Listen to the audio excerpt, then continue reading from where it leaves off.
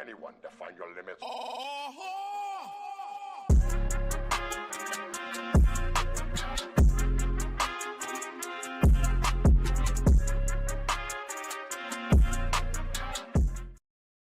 Good morning, good afternoon, good evening. My name is Rod, and welcome to Impact TCG, where we cover all things Disney, Lorcana, and unless you've been living under a rock, you know that there were some ultra competitive Lorcana events happening over this past weekend, including Taya Beastie's 1.7K and Charlie's Collectible Showcase 8K all the way down in Georgia.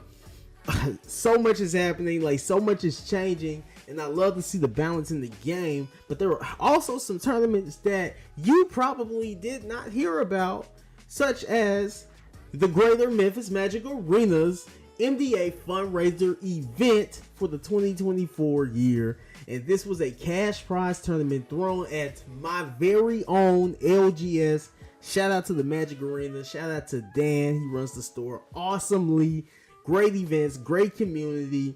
But this event right here brought out the best of everyone who competed. Now, this event only had 20 players, but me knowing how my local scene is, it's quite competitive, especially at the top end. We have some very, very good players, which is why I think that this top four here, you know, has something to say.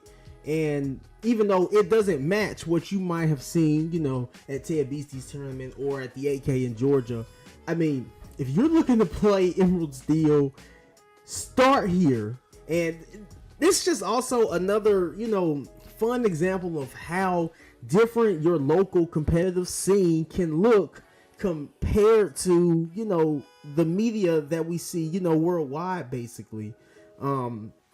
Like, we see so much Sapphire Steel and Ruby Sapphire, you know, running through things right now, as well as, you know, some Amber Steel decks too out there. But looking at this, Emerald Steel had a day, and we had our lone Steel Amethyst player piloted by my boy Elliot. Can't wait to get into his list, but we can't get into no other list until we start with the first place list piloted by Ben Chappell.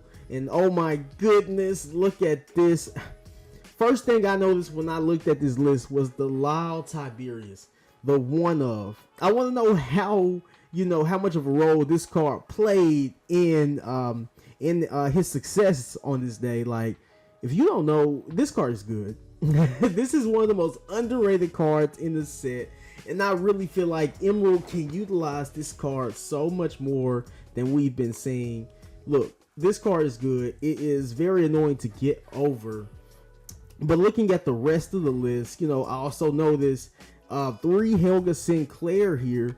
Like, you know, this is very, very spicy, and I see why he played it. Guys, this is a very good 5-drop and can turn into a 3-drop being a shift. If you don't know what this card does, whenever this character quests, you may deal 3 damage to chosen damaged character. So they already have to be damaged, but adding on 3 damage to an already damaged character is going to take out most characters. And I'm pretty sure this card, you know, played a vital role in Ben's success. You see the 3 Captain Hook, the 4 1-drop Robin Hood, you know, being able to shift into the big Robin Hood, the 5-drop, 4 Morph. This is obviously, you know, some sort of a Floodborn build. You see, we're playing the Tinkerbells here, we're playing the Bees, we're playing the Helgas, we're playing the Robin Hoods. Why not play more? It's really good right now in a deck like this. And we've got the 4 Mr. Smee, one of the best cards to come out of Into the Inklings. 2-drop, 3/3 body, quest him for 2. Like this, he can deal with aggro boards, and this is probably a card that they use to deal with some aggro. But just being able to quest for 2 off the bat just like that, it's really, really good on this type of stat line. That's the most impressive part about it. 4, strike a good match. 3, Ursula Deceiver, you know. Go on, give me that be prepared, my boy. Go on, give me that be prepared. That's right. Early game, late game, it don't matter. It's so cheap.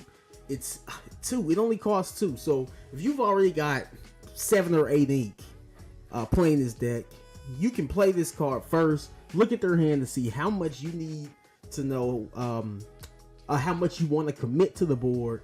You don't see anything or you snag something, then you go full force in their face. 2-kick Cloud Kicker for the early game tempo swing. Really, really good card. I knew this card was going to be good when it first got revealed. Like, no cap. 3, Let the Storm Rage On. You know, pairing well with our Ursula Deceiver of All, which we're going to get to here in a second. We've already went over the Loud Tiberius, the 1 copy. Interested to see if he'd opt to play more. I'm not sure if he only had 1 or he just wanted to put the 1 in for his spicy tech. I mean, who knows? I think it's really good, and I think it's really interesting, and it obviously fared well for him in the tournament. 2 copies of Rise of the Titans. You know, we got to get rid of the McDuck manners, man. The McDuck manners just running all the way through here. We can't let them sit on the board. 4, Strength of a Raging Fire. Also being able to combo with the Ursula Deceiver of All. If you don't know what this card does, you can sing a song with her. Then you can play that song again from your discard pile for free. It's so good. Like, unfortunately, we didn't see it, you know, fare too well in the other larger tournaments, but, you know, that doesn't mean this card is good. Everybody knows that this card is good. Very good in a deck like this that's playing songs such as Strength of Raging Fire, Let Storm Rage On, and Strike a Good Match. 3 copies of A Whole New World, just to reload our hands with one of our 5 or 6 drops when we need to. 4, Beast Tragic Hero, obvious staple in a green steel build. You gotta play it. It's really, really good. If you have it, play it. 3, Grab Your Swords, singing this all day long with our 5s. If you got 2 of them in hand, you know what I like to do. You know, sing 1, then cast 1. Boom, you pretty much wipe a board that way. We went over to Helga Sinclair. We got the big Robin Hoods, so we can shift on top of our morph or our smaller Robin Hood. And we have pretty much the boss monster of the deck, the Tinkerbell. We all know what this card does. She just comes down and she wipes the board. Her comboing off with the Grab Your Swords. So good, just so good. Cleans up everything. But this list right here, I love it. I love it. I would love to know what changes that he's gonna make, you know, after going 7-1 and taking first place. But this is interesting. Can't wait to see how he builds on top of this. Congratulations, Ben, on your first place finish. Moving on to our second place, also Emerald Steel. But this list is by far the spiciest green steel list I've seen all format long, as short as it is. 3 copies of the Improvise, just, you know, mainly for the draw power and deck thinning. And you look here, look. We got the Milo Thatch. We got 4 of them. He's playing a Floodborn variant right here of green steel with the buggies. So we're making you discard cards all day. Bucky's super annoying. We know how hard it is. We know how hard it can be to get over this card if you don't have a Grab Your Swords. So, of course, if you see we're playing the 1-drop Milo, you know we're playing the 7-drop Milo that you can shift into. Guys, I know so many people think that this legendary Milo is a bad card, but honestly, like, he's nowhere near as bad as Gatsu. Let's be real. He quests for 3. You can shift with him, so you can theoretically play him on turn 4. And some builds maybe even earlier. You know, he's got a good stat line on the 4/4 body. But come on, like, if you attack into this thing and you get rid of him, all the cards that you have on board are going back to your hand. That's not that darn bad. But obviously, this was good for him today. This was good, or not today, but, you know, on the day of the tournament. But, like, this card is not that bad, guys. And he quests for 3, so you're gonna get rid of this bad boy. You're gonna get rid of him, okay? Because you don't want him to keep questing for 3. And if he does, he's just gonna win the game. I mean, he saw a lot of success with this build, obviously. He's got the Strength of a Raging Fires, along with all the other Floodborns. the Lucifers just to hit 2 more cards out of the hand, because why not? But going back up to the early game cards, we talked about the Bucky, the 2 Flynn Rider, probably just for that early questing pressure to put on the opponent. Also having, something negative being able to happen to your opponent when they challenge into it, causing them to discard the card. 4 copies of Morph. We are playing some Floodborns in the deck. A lot of Floodborns, a whole lot of Floodborns. And that's why we're making you discard cards. 3 Strike a Good Match. Now an Emerald staple for filtering and draw power at the same time. 3 Sudden Chill. Yeah, we're smacking cards out of your hand all day. We don't care. We're smacking them out of your hand. Ursula the Deceiver. Give me that Be Prepared, my boy. Give me that Be Prepared. 2 copies of the Hypnotize. Hey, you can get rid of something, but I'm drawing cards. 3 copies of Strength of a Raging Fire. 4 copies of the Tiny Tactician Tinkerbell. Another shift target for your big Tinkerbell. I understand, because why not? Playing Tinkerbell turn 4 big Tinkerbell is just insane. One of my favorite plays to make in the game. 3 copies of And Then Along Came Zeus. We already know why we got that. We got to get rid of those locations. We got to get rid of big characters that we don't want to deal with otherwise. 3 copies of the Shift Flynn Rider. His biggest fan. We already know why we're playing this, because once your opponent's hand gets low, you start threatening the quest for 4, which can really add up if you don't get rid of him quickly. And he's evasive, so you better have a way out. 3 copies of Jafar Dreadnought, just a one of the early shift targets to combo off with your Buggy. 4 Sad Beasts, staple. 3 Grab Your Swords, staple. And we talked about the Lucifers just snatching 2 cards out. And just back to the Milo Thatch, man. Like, this goes to show that this card can play. Like, you can play this card. So, guys, all my people out there testing with those Milo Thatches, trying to make them work, keep doing it. Start with this right here. Start with something like this right here, because, I mean, it clearly worked. It clearly worked out. You got top 4. Congratulations, Cody, man. Second place here. I love the list. Man, what else can I say about it, man? Moving on, though, to our 3rd place finish.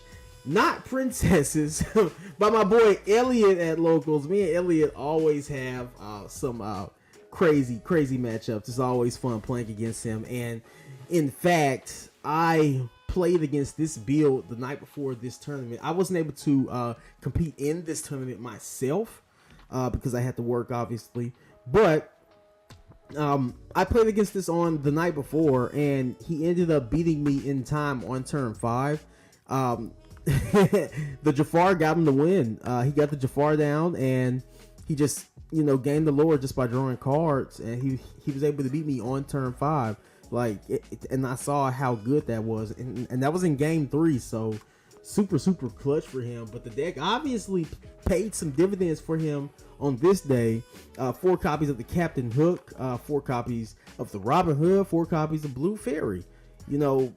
Playing the Blue Fairy with all these shift targets right here. Why not? You're drawing cards for free. She's got evasive. You can't attack into her unless you got another evasive. Like, it's good. It's really good, and she's cheap, so you can play her out late game, then play her on top, or play your Floodborn right after her, instantly drawing you some cards, especially once you're getting up there in ink.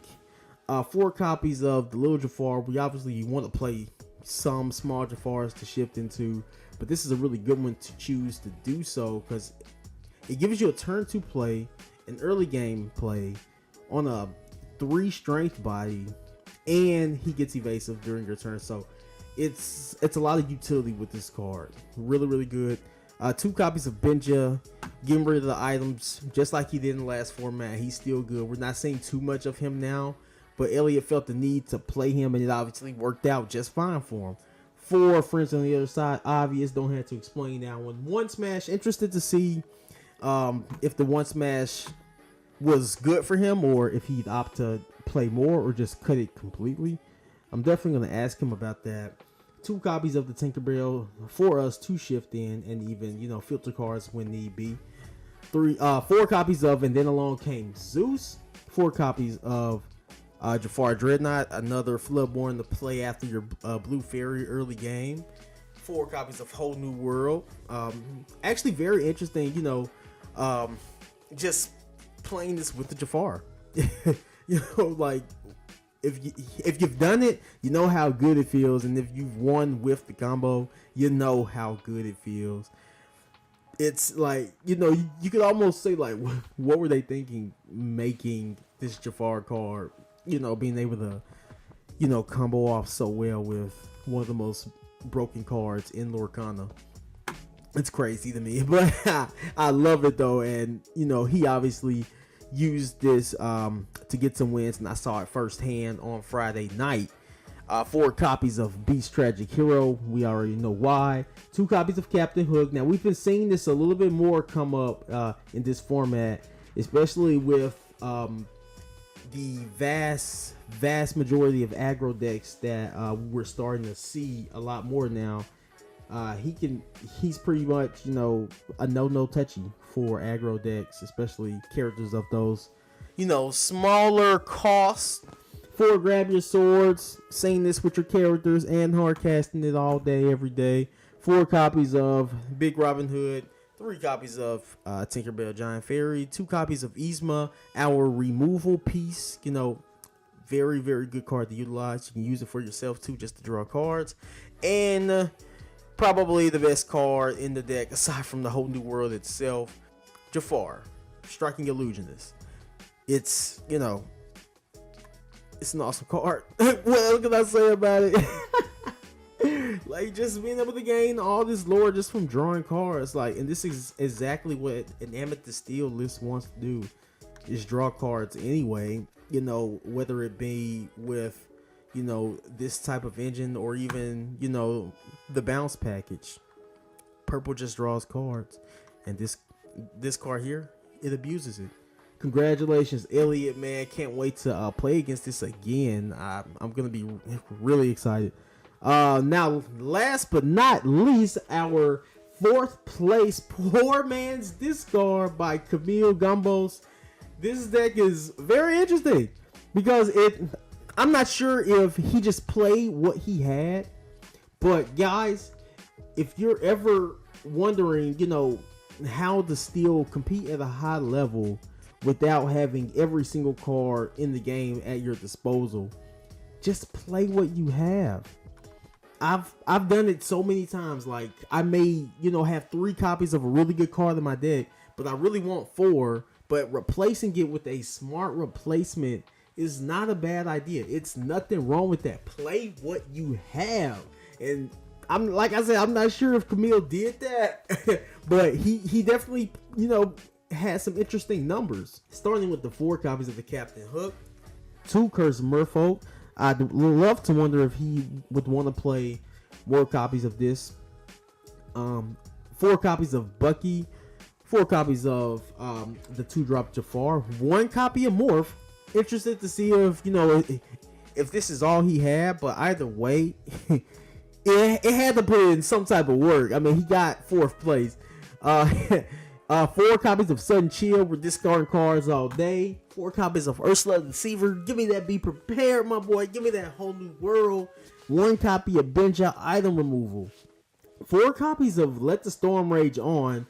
And at first I didn't see it, but I looked down and he played 4 copies of Ursula Deceiver of All. And I'm like, gosh, hey, he may not have had every single card that he needed, but hey, he had 4 of the best cards in the deck for sure.